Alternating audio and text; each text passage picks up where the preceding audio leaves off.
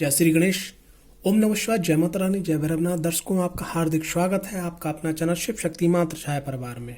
आज का विषय है कि मेष राशि वाले और मेष लगन वाले किस रत्न को धारण करके अपने भाग्य को बढ़त दे सकते हैं, अपने भाग्य को बढ़ा सकते हैं, अपने शरीर को मजबूत कर सकते हैं, अपने विद्या भाव को मजबूत कर सकते हैं।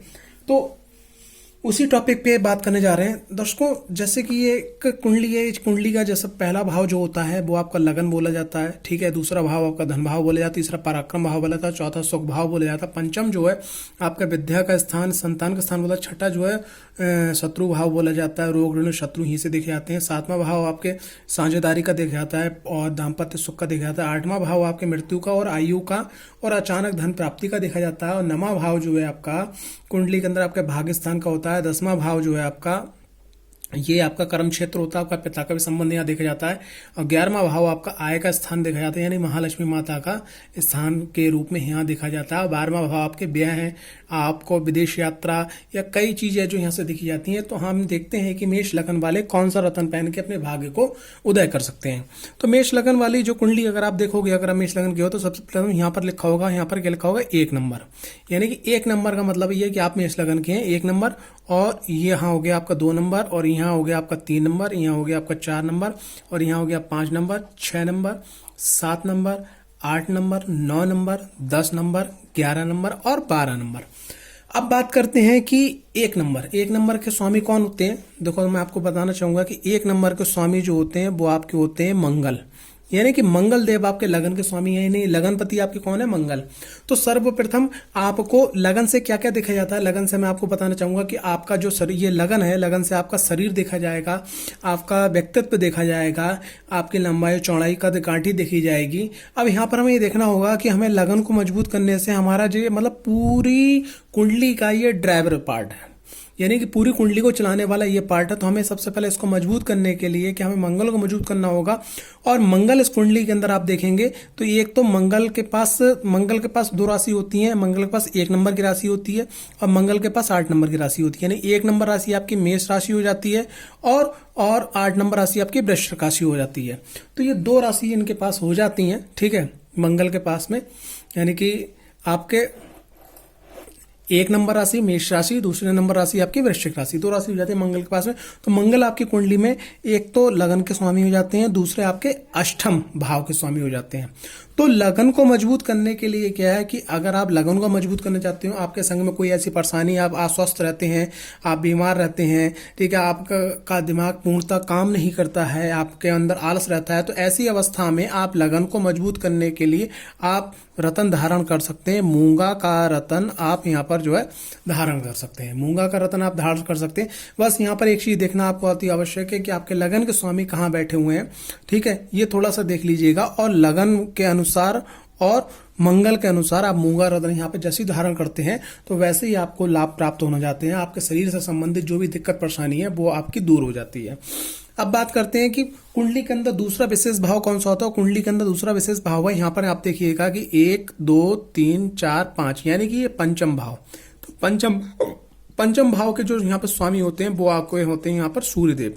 श्री सूर्यदेव यहाँ पर आपके पंचम भाव के स्वामी होते हैं, यानी कि विद्या का क्षेत्र बढ़ाने के लिए, विद्या का क्षेत्र बढ़ाने के लिए और आपका संतान सुख की प्राप्ति के लिए और योजना, जिसे कहते हैं कि किसी भी काम को सक्सेस करने के लिए, सफलता प्राप्त करने के लिए योजना होना अति आवश्यक है। तो यहाँ पर आप जो है सूर्य का रतन आप जो है यहाँ पर माणिक धारण कर सकते हैं। सूर्य का जो रतन है वो आप यहाँ पे माणिक धारण कर सकते हैं। माणिक धारण करने से क्या होगा, ये लगन को मजबूत करेगा आपका मूंगा, और पंचम भाव को मजबूत करने के लिए आप माणिक धारण करते हैं। माणिक का पहनने से आपको क्या क्या लाभ होगा। सबसे पहली चीज, आपको माणिक को पहनने का जो सबसे पहला लाभ होगा वो आपका ज्ञान बढ़ेगा। आपका जो पढ़ाई में अगर कोई स्टूडेंट है तो उसकी पढ़ाई में जो दिक्कत आ रही है वो दूर हो जाएगी। और दूसरा जो ये 2 लाभ हो गए, तीसरा जो लाभ होगा वो लाभ ये होगा कि अगर किसी को संतान सुख के लिए, संतान सुख में कोई दिक्कत बाधा आ रही है तो वो दूर हो जाएगी, ठीक है। और उसके बाद में सबसे एक और महत्वपूर्ण बात है 4थे नंबर की, वो महत्वपूर्ण बात ये है कि अक्सर क्या होता है कि व्यक्ति का जीवन जो है अस्त व्यस्त हो जाता है। तो ये पंचम जो भाव होता है, ये जो भाव है, ये जो पंचम भाव है, ये प्लानिंग का, योजना का भाव है। तो यहाँ पर क्या है कि आप जो है यहाँ पर सूर्य का रत्न माणिक धारण कर सकते हैं। बशर्ते ये है कि सूर्य की डिग्री आपको देख लेनी है कि सूर्य की डिग्री अनुकूल है, क्योंकि कभी कभी क्या होता है सूर्य की डिग्री मतलब सूर्य की लोग डिग्री देखते नहीं है और माणिक रत्न धारण कर लेते हैं। तो उससे क्या हो कि उनके अंदर जो आत्मविश्वास बहुत तेजी से बढ़ जाता है और संग संग उनके अंदर गुस्सा भी बहुत तेजी से बढ़ जाती है, क्योंकि सूर्य जो है एक अग्निकारक ग्रह है। अब बात करते हैं भाग्य की बात। तो यहां पर देखिएगा, भाग्य में एक राशि आ रही है जिसको बोलते हैं हम लोग धनु राशि बोलते हैं। धनु राशि आ रही है, ठीक है। धनु राशि के अंदर और एक धनु राशि आ रही है और दूसरी यहां पर आप देखिएगा मीन राशि आ रही है। यानी कि दोनों के ये और ये, इन दोनों के जो स्वामी है वो देवगुरु श्री बृहस्पति जी हैं। यानी कि भाग्य के और व्यय स्थान के दोनों के स्वामी देवगुरु बृहस्पति हैं। तो हमें क्या है कि अगर भाग्य का साथ चाहिए, जैसे ऐसा होता है, भाग्य का मतलब ये होता है कि मैं आपको यहाँ पे एक बात बताना चाहूंगा। बहुत सारे लोग ये कहते हैं कि अक्सर ये सवाल आता है, बोले कि नाथ जी एक चीज मुझे बताइएगा कि भाई भाग्य का तो कोई रोल ही नहीं होता लाइफ के अंदर। लेकिन मैं एक बात आपको यहाँ पे बताना चाहूंगा, भाग्य का बहुत बड़ा रोल होता है। वो कैसा रोल होता है वो मैं आपको बताने जा रहा हूं कि जैसे कोई बच्चा जो नवजात शिशु वो पैदा हुआ और किसी ऐसे घर में पैदा हुआ जो सेठ है, पहले से करोड़पति अरबपति है, सब कुछ उसके पास है। यानी कि यूं कहें कि पैदा होते का सोना चांदी के बर्तन में उसको भोजन प्राप्त, दूध उसको मिलना स्टार्ट हुआ, ठीक है। लेकिन एक बच्चा वो है कि जिसका जन्म हुआ, ठीक है, जिसका जन्म हुआ एक ऐसे घर के अंदर कि उसको एक टाइम का दूध मिलना भी पॉसिबल नहीं हो रहा है। यानी कि एक टाइम का दूध मिलना उसको पॉसिबल नहीं हो रहा। तो ऐसी अवस्था में क्या है, आप क्या बोलोगे कि भाग्य का साथ है या नहीं? मानते हैं कर्म है, लेकिन कुंडली के अंदर 12 भाव होते हैं। 12 भाव के अंदर 9 ग्रहों की अपनी अपनी अंतरदशाएं, महादशाएं और अपना अपना ये होता है जो हम लोगों ने करके आए, जो प्रारब्ध है। तो वहां पर भाग्य का बहुत बड़ा रोल होता है। मैं यहाँ पर एक बात और प्रैक्टिकल बताना चाहूंगा। एक हमारे मिलने जुलने वाले रिश्तेदार हैं जो आज से 20 साल 30 साल पहले बहुत गरीब थे, ठीक है, बहुत गरीब थे। मैंने उनको बचपन से गरीब से देखा है, ठीक है। और लेकिन क्या हुआ कि वो ट्रक का काम करते थे। तो ट्रक के काम में क्या है कि वो जाते थे, जब उनने अपने मुंह से बताया कि मैं जिस मालिक के यहाँ ट्रक चलाता था तो 2 हम लोग थे, हमारा एक मित्र था। तो जो सैलरी उनको मिलती थी उस समय 12-13-1400 रुपए, ठीक है, टोटल। तो उसमें क्या है कि संग वाला व्यक्ति भी जाता था उसी माल को ढोने के लिए। लौटते समय क्या होता था कि उसके संग में उसको सवारियां मिल जाती थी, तो वो ऊपर की पैसा कमा लेता, जिसको बोलते हैं एक्स्ट्रा इनकम कमा लेता। लेकिन मैं क्या जाता था और मुझे एक सवारी भी नहीं मिलती थी। तो क्या कहने का मतलब है कि एक ही काम को 2 लोग कर रहे हैं, ठीक है। एक को भी 12-1500 रुपए मिल रहा है, दूसरे को भी 12-1500 रुपए मिल रहा है। लेकिन एक को क्या है कि एक जो ड्राइवर है उसको जो है एक्स्ट्रा इनकम के जरिए मिलेगा। तो ये उसका क्या बोलोगे आप, भाग्य ना।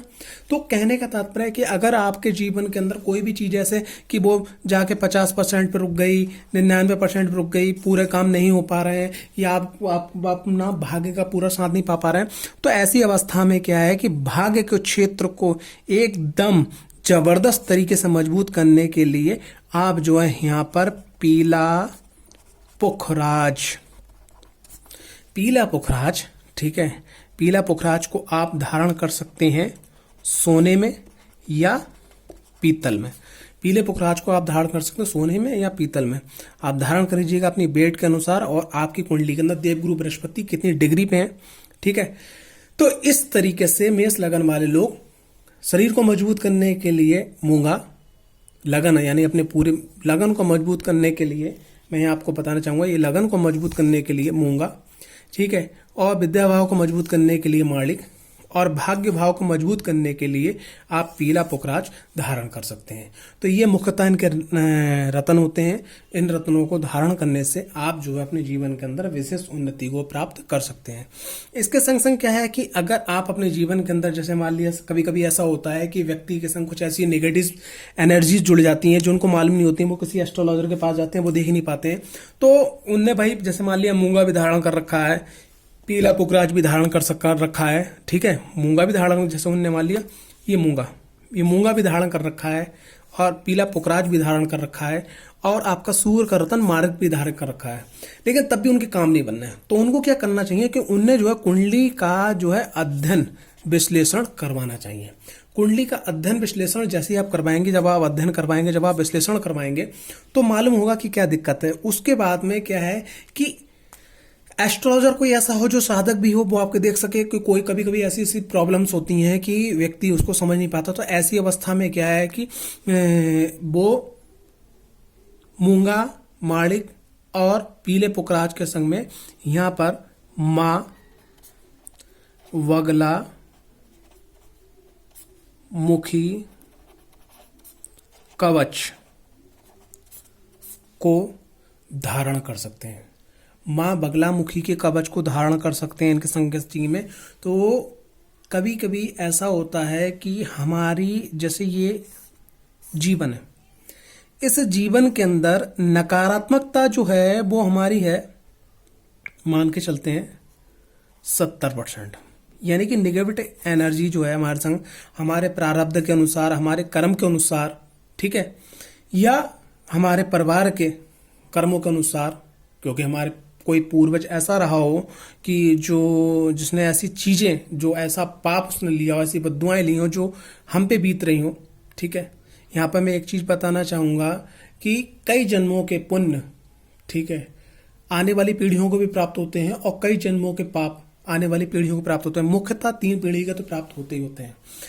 तो ऐसे में 70% पाप है जहां पे स्टोन की एनर्जी जो है वो यहाँ पे खर्च हो रही हो, कुछ बुरा ना हो रहा हो लेकिन कुछ अच्छा भी ना हो रहा हो। तो ऐसी अवस्था में क्या होता है कि पीले पुखराज और माणिक और मूंगा के संग में अगर आप जो है मां बगलामुखी का कवच धारण करते हो, तो जैसे क्या है कि कवच धारण करके एकदम इसका जो है वो नीचे नीचे नीचे नीचे पारा होता चले जाएगा। यानी कि जो हमारी नेगेटिव एनर्जी है बॉडीज के अंदर, जो हमारी माइंड्स के अंदर या जो हमारे कार्य क्षेत्र में, वो कम होती चली जाएगी और एकदम स्टोन्स को पावर मिल जाएगी। ये चारों चीजें जो आपको भाग्य को उदा करने वाली बन जाएंगी। लेकिन ये सब चीजें जब आप तब पहनिएगा कि आप अपनी कुंडली के अंदर पहले विश्लेषण करवा लीजिएगा। क्योंकि कभी कभी क्या होता है कि कुछ ऐसी परिस्थितियां होती हैं कि मान लीजिए लगन का स्वामी छठे भाव में बैठा, 12वें भाव में बैठा, द्वितीय भाव में बैठा, या पंचम का स्वामी छठे में, 8वें में या 12वें में बैठा हुआ है, तो ऐसी अवस्था में कि उस स्टोन उसको पहनना चाहिए या नहीं पहनना चाहिए। क्योंकि अगर आप गाइडलाइंस लेके कोई चीज, क्योंकि हमारा मानना है मुख्यतः कि मैक्सिमम हमारे पास सब कुछ जो अच्छा हो। कभी कभी क्या होता है कि कुछ अच्छे का संग बुरा आता है, तो उसका भी कुछ निष्कर्ष निकालकर उपाय या रेमेडीज बता दी जाते हैं। तो आशा करता हूं वीडियो आपको पसंद आई होगी। अगर वीडियो पसंद आई हो तो लाइक, शेयर और चैनल को सब्सक्राइब करना बिल्कुल ना भूलें और वीडियो ज्यादा से ज्यादा लोगों को शेयर करिएगा। अगर आपका कोई सवाल है तो आप कमेंट्स बॉक्स पे पूछ सकते हैं। जय माता दी, ओम नमः शिवाय, जय भैरवनाथ। आपका समय शुभ हो।